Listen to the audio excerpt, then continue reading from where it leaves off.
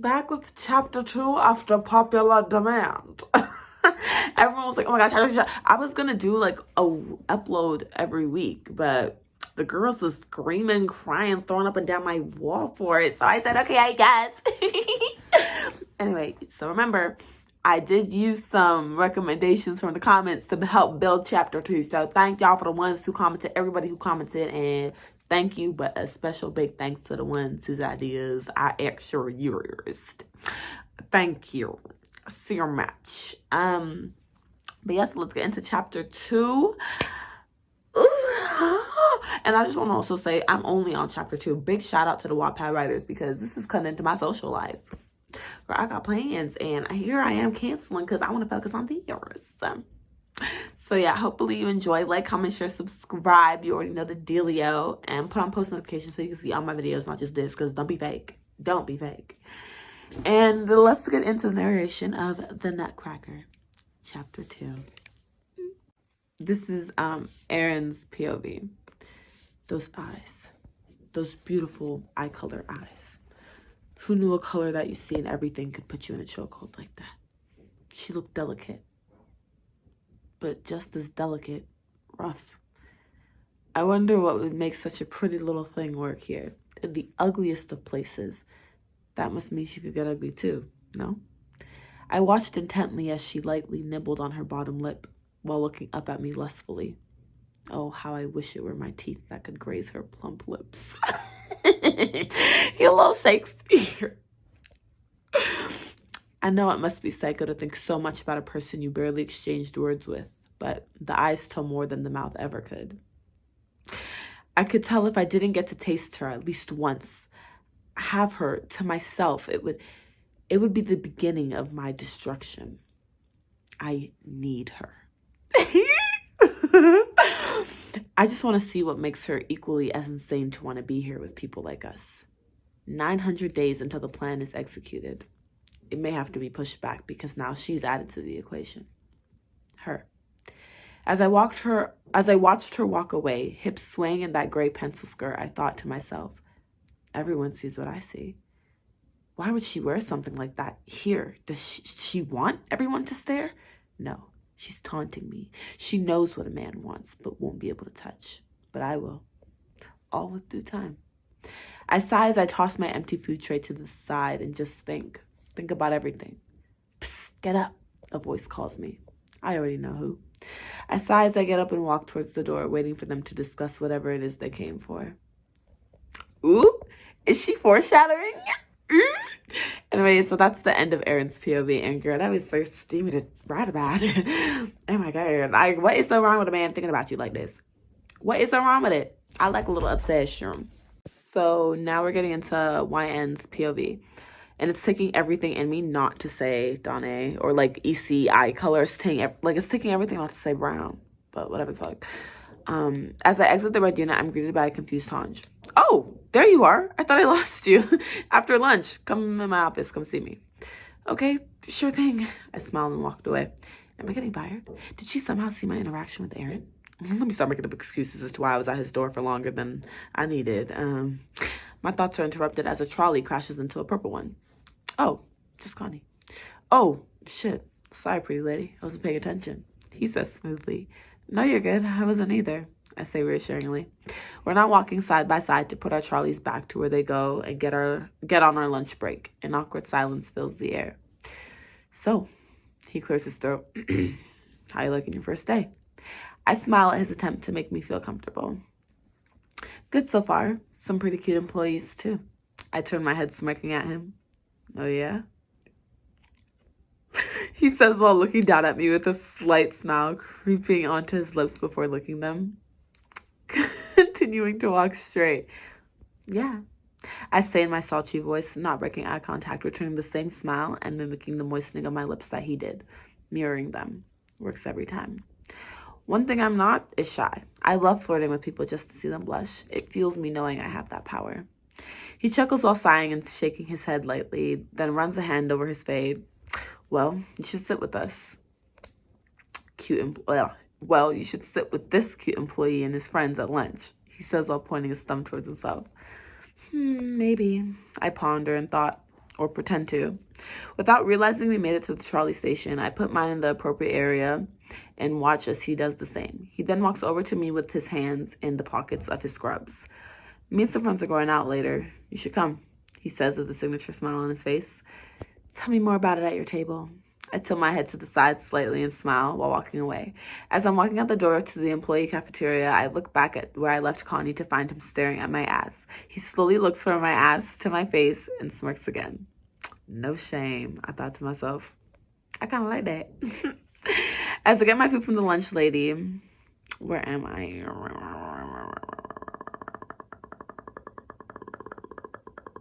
Hold on, I lost myself, hold on.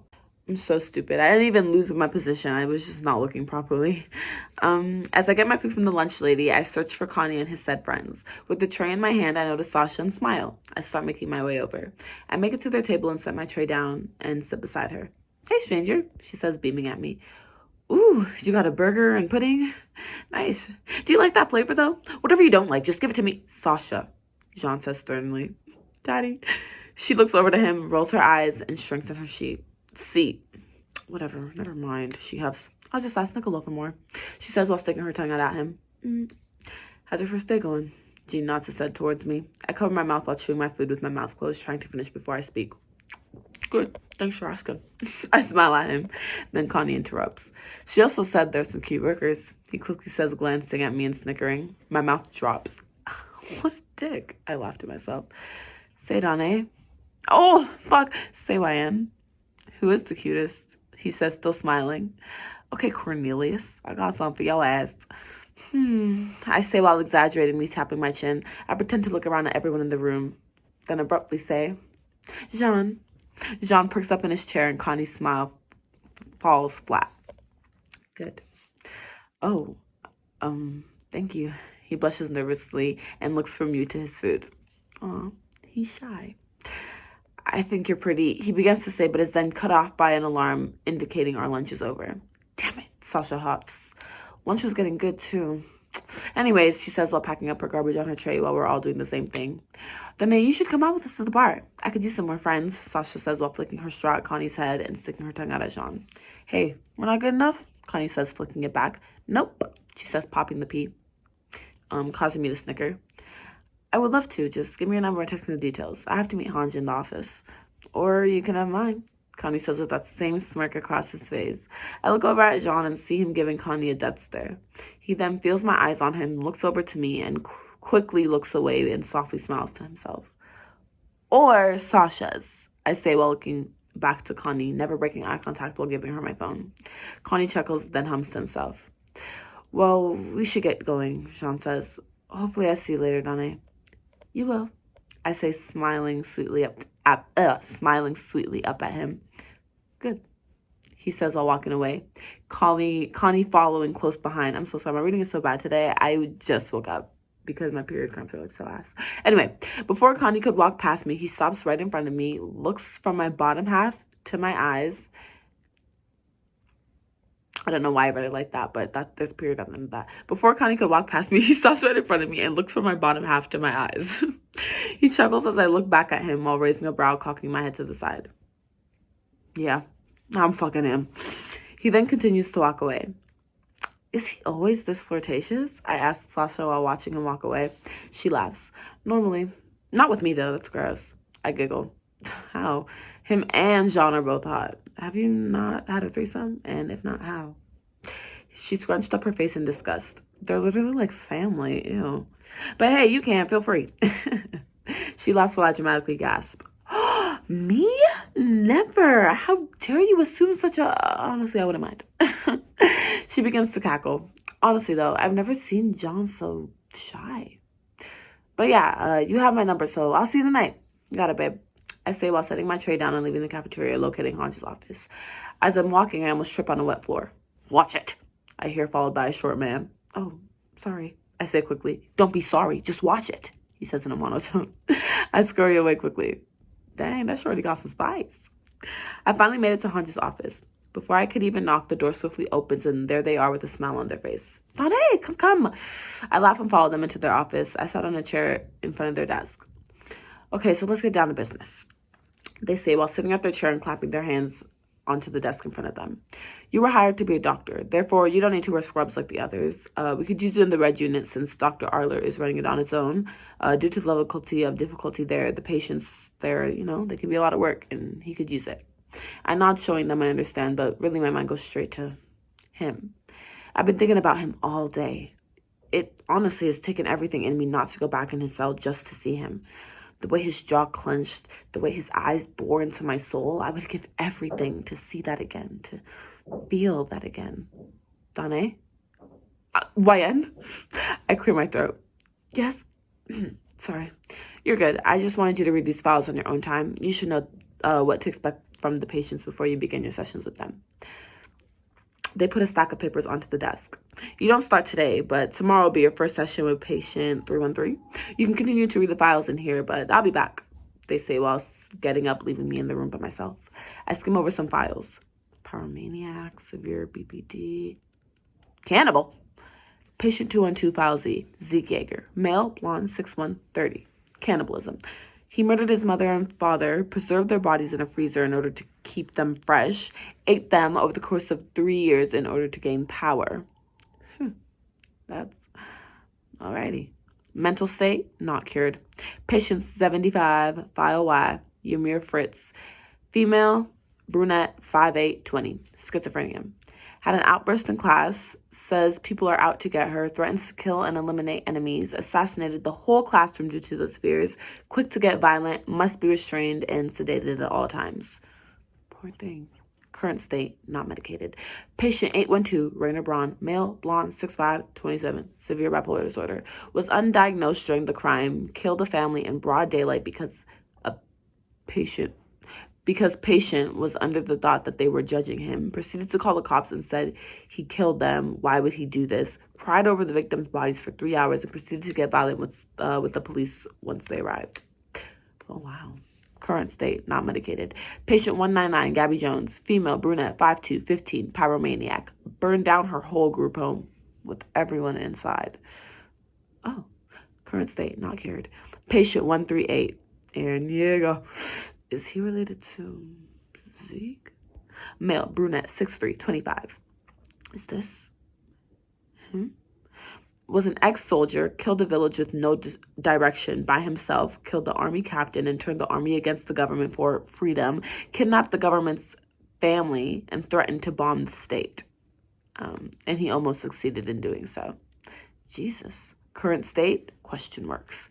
I neatly place the files back onto Hanji's desk and make my way over to the red unit. I don't know what made me want to do this. All I thought was, I want to save him. Is it too late for that? Her savior complex gonna get her fucked up. That's like real life. There's no redeeming him, but no way could eyes so bright hold so much darkness. Before I knew it, I was in front of the red unit door. I placed my fingerprint on the keypad and make my way inside as the door automatically opens slowly. I'm hit with the same stench, but don't make time to look at everyone matching the descriptions to their face. Just walking fast-paced to my final destination. Him. I made it to his door. I just stood there as I watched him. He leaned against his bed, head down, hands crossed over his chest. I clear my throat to speak. Freedom? He quickly looks up and strides slowly to the door. What did you just say? He says while boring into my eyes. I'm going to be working with you. I say, voice barely above a whisper. I gawk up at his stunning features, his lips, his strong jaw. Can't forget those eyes. Poor boy, he looks so tired. No, thank you. He turns to walk away. I can help you. He stops in his tracks. You think? I know, I say, standing taller. He quickly turns around, running towards the door, and bangs his fist against the door where my head was. I don't flinch. He slowly smiles. It's going to take more than that to scare me. Maybe I'm trying to excite you. Open the door, come inside, he says while tilting his head to the side. I stare at him blankly, my heart betraying my mind. I almost lift my finger to insert the fingerprint on the door. Fingers inches away, I hear someone coming down the hall. What are you doing? Jean? Jesus! He quickly pulls me away from the door, knocking me out of my errand trance. Are you allowed to be back here? He asked impatiently. Yes, I'm a doctor for the red unit. My eyes still never left Aaron's, except Aaron's eyes weren't on me. They were on Jean's hands, which were on my shoulder. Jean's back was toward to Aaron, so he didn't take notice, but if looks could kill, rip Jean. Oh, he says, just be careful. You're not allowed to let them out their rooms unless one of us are here with you. Okay? I finally look into Jean's eyes, acknowledging him. Yeah, sorry. He then gets closer to my ear and whispers, stay away from this guy. He's bad news. As he's saying this, I look towards Aaron, who is now red in the face. As we make eye contact, he bangs his head against the door. Jean swiftly turns around, concern etching onto his face. What? Are you okay in there? Jean says slowly, taking his hands off my shoulders, making his way to the door. Aaron continues to bang his head against the door, roughly, as his nose starts to bleed. He starts laughing. Oh my God, he's a psychopath. I should put a trigger warning before this chapter. Because, mature themes are being discussed. Anyway, his nose starts bleeding. He starts laughing. Jean clicks a button on his keychain, runs down the hall, and an alarm begins to set off within the unit. I'm going to go get help. Donne, make sure nothing crazy happens. Try to calm him down, he says while running down the hall. Once Jean is out of listening range, Aaron stops. He wipes the blood that has now collected onto the window and smiles at me.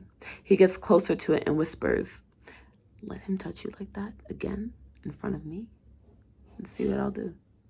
Before I can even muster up a response, nurses come swarming down the hall and nearly knocking me over and burst into the room. Donne!